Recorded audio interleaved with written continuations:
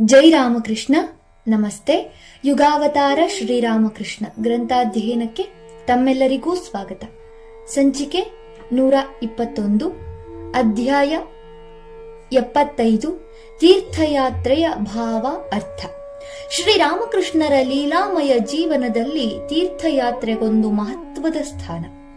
ಈ ಕಾಲದಲ್ಲಿ ಅವರಿಗಾದ ಅನುಭವಗಳು ಅವರ ಜೀವನದ ಉದ್ದೇಶ ಸಾಧನೆಯಲ್ಲಿ ಅಮೂಲ್ಯವಾಗಿದ್ದು, ಲೋಕದ ಜನರ ರೀತಿ ನೀತಿಗಳನ್ನು ಗಮನಿಸಿ ಹಾಗೂ ತಮ್ಮ ಸ್ವಂತ ಅನುಭವಗಳ ಆಧಾರದ ಮೇಲೆ ಅವರು ತೀರ್ಥಯಾತ್ರೆಯ ಕುರಿತಾಗಿ ಹಲವಾರು ಮಾತುಗಳನ್ನು ಹೇಳಿದ್ದಾರೆ. ಅವರ ಅನುಭವಗಳನ್ನು ಮತ್ತು ಆ ಮಾತುಗಳನ್ನು ಈ ಸಂದರ್ಭದಲ್ಲೇ ಪರ್ಯಾಲೋಚಿಸುವುದು ಸೂಕ್ತ ಹಾಗೂ ಸ್ವಾರಸ್ಯಕರ.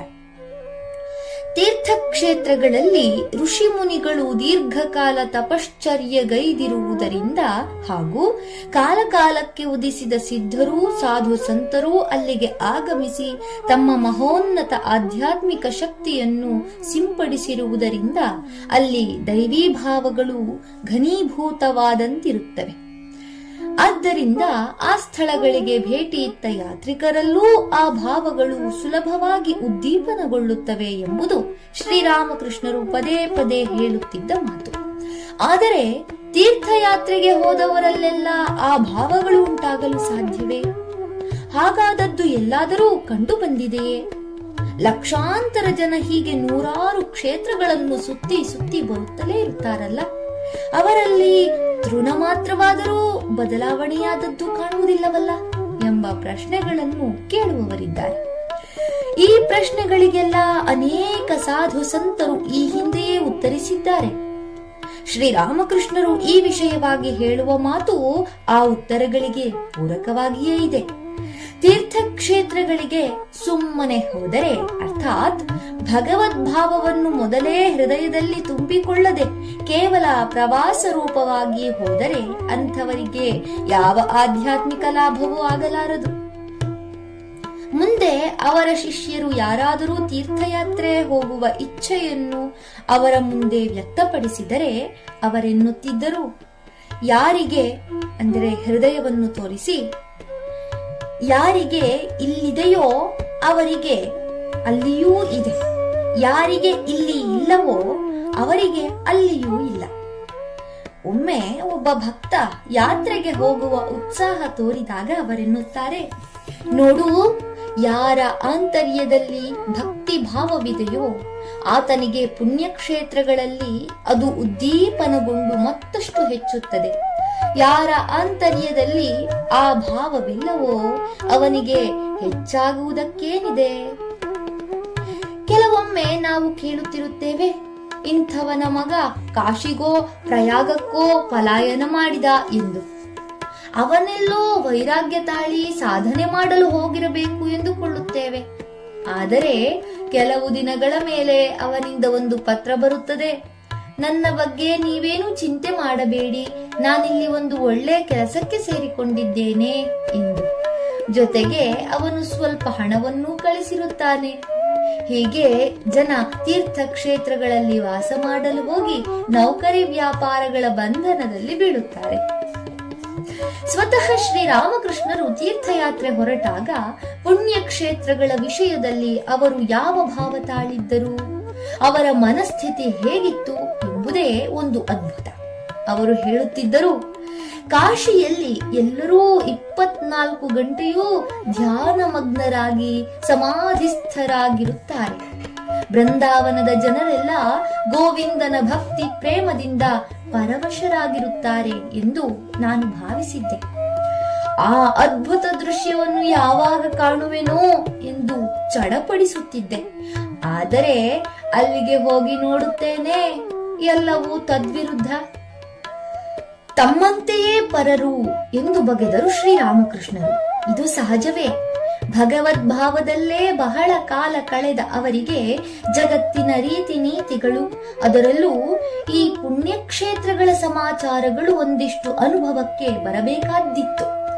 ಯಾತ್ರೆ ಮಾಡಿ ಪುಣ್ಯಕ್ಷೇತ್ರಗಳ ಒಳಹೊಕ್ಕು ನೋಡಿದ ಬಹಳ ಜನ ತಮ್ಮ ಅನುಭವವನ್ನು ಹೀಗೆ ಹೇಳಿಕೊಂಡಿದ್ದಾರೆ, ಕ್ಷೇತ್ರವಾಸಿ ಮಹಾಪಾಪಿ ಎಂದು.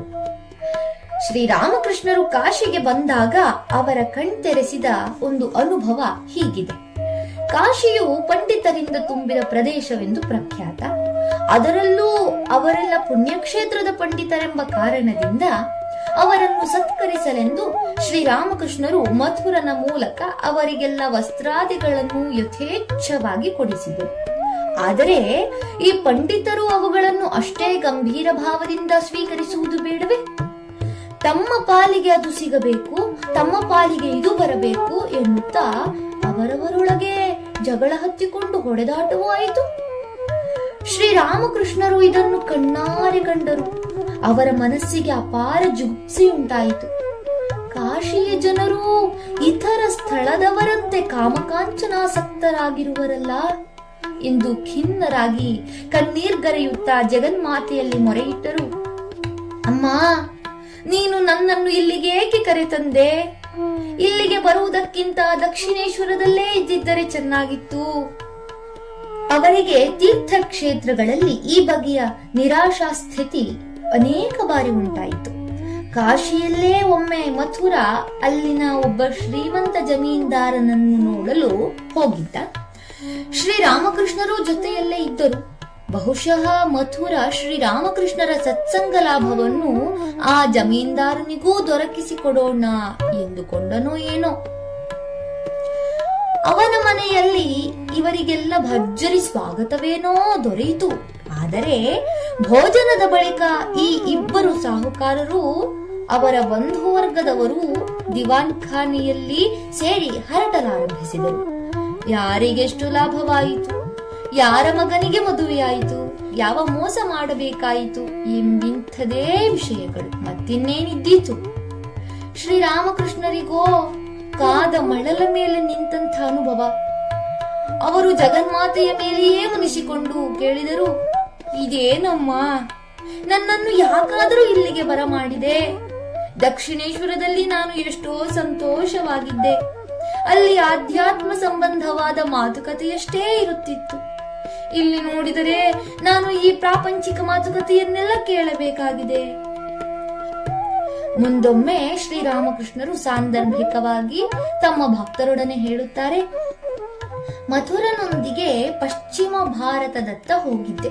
ಅಲ್ಲಿ ನೋಡಿದೆ, ಇಲ್ಲಿ ಏನಿದೆಯೋ ಅಲ್ಲಿಯೂ ಅದೇ. ಇಲ್ಲಿ ಮಾವಿನ ಮರ, ಹುಣಸೆ ಮರ, ಬಿದಿರು ಮೆಳೆ ಹೇಗಿದೆಯೋ ಅಲ್ಲಿಯೂ ಅವು ಹಾಗೆಯೇ ಇವೆ. ಅದನ್ನು ಕಂಡು ಹೃದಯನಿಗೆ ಹೇಳಿದೆ, ಹೃದು, ಹಾಗಾದರೆ ನಾವಿಲ್ಲಿಗೆ ಬಂದದ್ದು ಏನನ್ನು ನೋಡುವುದಕ್ಕೆ? ಅಲ್ಲಿರುವುದೇ ಇಲ್ಲಿಯೂ ಇದೆ ಅಷ್ಟೇ ಎಂದು. ಆದರೆ ಲೋಕದ ಜನರಿಗೆಲ್ಲ ಎಷ್ಟೋ ವಿಷಯಗಳ ಬಗ್ಗೆ ಉಂಟಾಗುವ ನಿರಾಶೆಯಂತಲ್ಲ ಇದು ಎಂಬುದನ್ನು ನೆನಪಿಡಬೇಕು ನಾವು. ಶ್ರೀರಾಮಕೃಷ್ಣರ ಮನಸ್ಸು ಎಂತಹದೆಂದರೆ ಅದು ಎಲ್ಲ ವಿಷಯಗಳನ್ನೂ 5 ವರ್ಷದ ಬಾಲಕನಂತೆ ಸರಳ ಭಾವದಿಂದ ಅಂಗೀಕರಿಸುತ್ತಿತ್ತು. ಸಂದೇಹ ಪಡದೆ ನಂಬುತ್ತಿತ್ತು. ನಾವಾದರೂ ಹುಟ್ಟಿದಾರಭ್ಯ ಎಲ್ಲ ವಸ್ತುಗಳನ್ನೂ ಸಂದೇಹ ದೃಷ್ಟಿಯಿಂದಲೇ ನೋಡುವುದನ್ನು ಕಲಿತಿದ್ದೇವೆ. ನಮ್ಮ ವಿಕೃತ ಮನಸ್ಸಿನಲ್ಲಿ ಅಂತಹ ಸರಳ ವಿಶ್ವಾಸ ಹುಟ್ಟುವುದಾದರೂ ಹೇಗೆ? ಒಂದು ವಿಷಯವನ್ನು ಯಾರಾದರೂ ಸರಳ ಭಾವದಿಂದ ನಂಬುವುದನ್ನು ಕಂಡರೆ ಅವನೊಬ್ಬ ಮಂಕ, ಬುದ್ಧಿಗೇಡಿ ಎಂದು ಆಡಿಕೊಂಡು ನಗುತ್ತೇವೆ. ಶ್ರೀರಾಮಕೃಷ್ಣರು ಹೇಳುತ್ತಾರೆ, ತಪಸ್ಸು ಸಾಧನೆಗಳನ್ನು ಬಹಳ ಕಾಲ ಮಾಡಿಕೊಂಡು ಬಂದದ್ದೇ ಆದರೆ ಮನುಷ್ಯ ಸಹಜವಾಗಿಯೇ ಸರಳನಾಗುತ್ತಾನೆ, ಉದಾರನಾಗುತ್ತಾನೆ. ಮತ್ತು ಹಾಗೆ ಸರಳನಾಗದಿದ್ದರೆ ಅವನಿಗೆ ಭಗವತ್ ಸಾಕ್ಷಾತ್ಕಾರವಾಗುವುದಿಲ್ಲ. ಆದರೆ ಸರಳನಾಗಿದ್ದ ಮಾತ್ರಕ್ಕೆ ಮನುಷ್ಯನು ಬುದ್ಧಿಗೇಡಿ ಎಂಬ ಹೀಯಾಳಿಕೆಗೆ ಗುರಿಯಾಗಬೇಕಿಲ್ಲ ಎಂಬುದು ಬೇರೆ ವಿಚಾರ. ಆ ಕುರಿತಾಗಿಯೇ ಶ್ರೀರಾಮಕೃಷ್ಣರು ಸಾಕಷ್ಟು ಹೇಳಿದ್ದಾರೆ. ಅವರು ಕೆಲವೊಮ್ಮೆ ಹೀಗೆ ಹೇಳುತ್ತಿದ್ದರು, ಭಕ್ತನಾಗಬೇಕೆಂದ ಕ್ಷಣ ಮಂಕನಾಗಬೇಕೇ? ಸದಾ ಮನಸ್ಸಿನಲ್ಲಿಯೇ ವಿಚಾರ ಮಾಡುತ್ತಿರಬೇಕು. ಸತ್ಯ ಯಾವುದು, ಅಸತ್ಯ ಯಾವುದು, ನಿತ್ಯ ಯಾವುದು, ಅನಿತ್ಯ ಯಾವುದು ಎಂದು. ಸ್ವತಃ ಶ್ರೀರಾಮಕೃಷ್ಣರು ಇಂತಹ ಅಭೂತಪೂರ್ವ ಸರಳತೆಯೊಂದಿಗೆ ಅದ್ಭುತ ವಿಚಾರಶೀಲತೆಯನ್ನು ಮೈಗೂಡಿಸಿಕೊಂಡಿದ್ದರು. ತೀರ್ಥಕ್ಷೇತ್ರಗಳಿಗೆ ಸುಮ್ಮನೆ ಹೋಗಿ ಬಂದರೆ ಏನೂ ಉಪಯೋಗವಾಗಲಾರದು. ಎಂಬುದನ್ನು ಶ್ರೀರಾಮಕೃಷ್ಣರು ಒಂದು ಸಂದರ್ಭದಲ್ಲಿ ತಮಾಷೆಯಾಗಿ ವಿವರಿಸುತ್ತಾರೆ. ಗಂಗಾ ಸ್ನಾನ ಮಾಡಿದೊಡನೆ ಪಾಪಗಳೆಲ್ಲ ಪರಿಹಾರವಾಗಬೇಕಲ್ಲವೇ ಎಂಬ ಪ್ರಶ್ನೆಗೆ ಉತ್ತರವಾಗಿ ಅವರೆನ್ನುತ್ತಾರೆ, ಹೌದು, ಗಂಗೆಗೆ ಇಳಿಯಲು ಹೋದೊಡನೆಯೇ ಮನುಷ್ಯನಲ್ಲಿರುವ ಪಾಪಗಳೆಲ್ಲ ಹೊರಬಂದು ಬಿಡುತ್ತವೆ. ಆದರೆ ಅವು ಅಲ್ಲೇ ದಡದ ಮೇಲಿನ ಮರಗಳನ್ನೇರಿ ಕುಳಿತಿರುತ್ತವೆ. ಮನುಷ್ಯ ಸ್ನಾನ ಮಾಡಿಕೊಂಡು ಬಂದೊಡನೆಯೇ ಮತ್ತೆ ಅವನ ಹೆಗಲೇರಿ ಕುಳಿತು ಬಿಡುತ್ತವೆ. ತೀರ್ಥಕ್ಷೇತ್ರಗಳಿಗೆ ಹೋಗುವಾಗ ಹೃದಯದಲ್ಲಿ ಭಗವದ್ಭಾವವನ್ನು ಮೊದಲೇ ಚೆನ್ನಾಗಿ ಪೋಷಿಸಿಕೊಂಡು ಹೋಗಬೇಕು ಎಂಬ ಮಾತಿಗೆ ಪೂರಕವಾಗಿ ಅವರು ಇನ್ನೊಂದು ಮಾತನ್ನು ಹೇಳುತ್ತಾರೆ.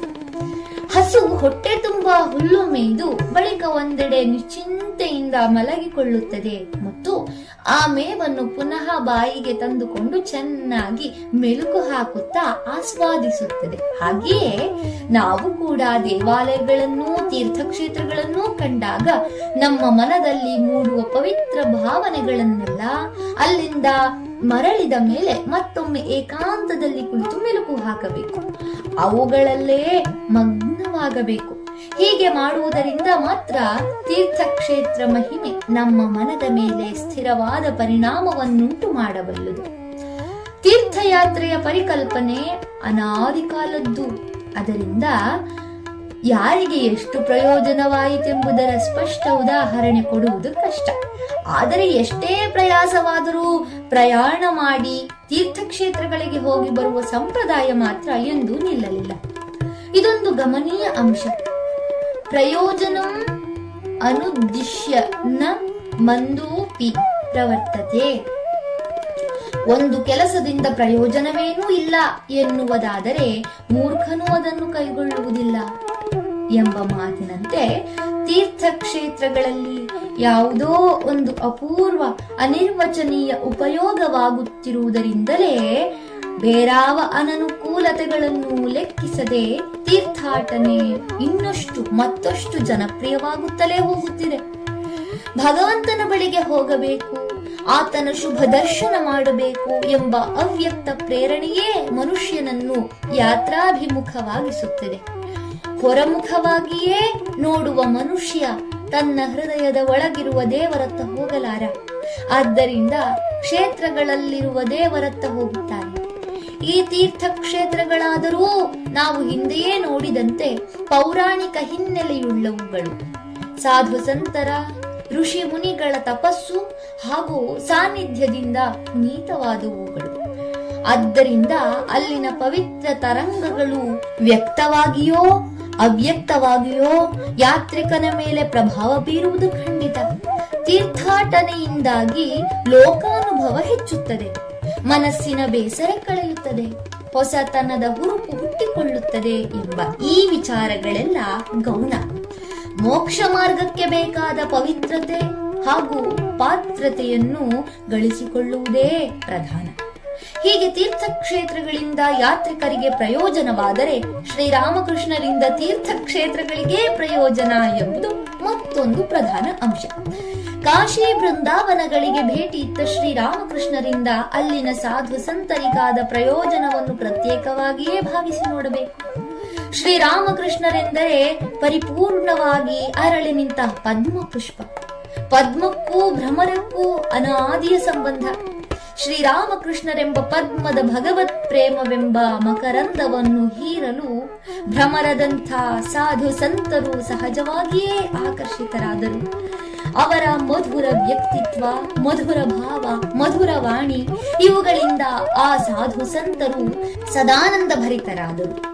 ಅವರ ದೀರ್ಘಕಾಲದ ತಪಶ್ಚರ್ಯಗಳಿಗೆ ಫಲಸ್ವರೂಪವಾಗಿ ಅವರಿಗೆ ಶ್ರೀರಾಮಕೃಷ್ಣರ ದರ್ಶನವಾಯಿತು, ಶ್ರೀರಾಮಕೃಷ್ಣಾನುಭವವೇ ಆಯಿತು.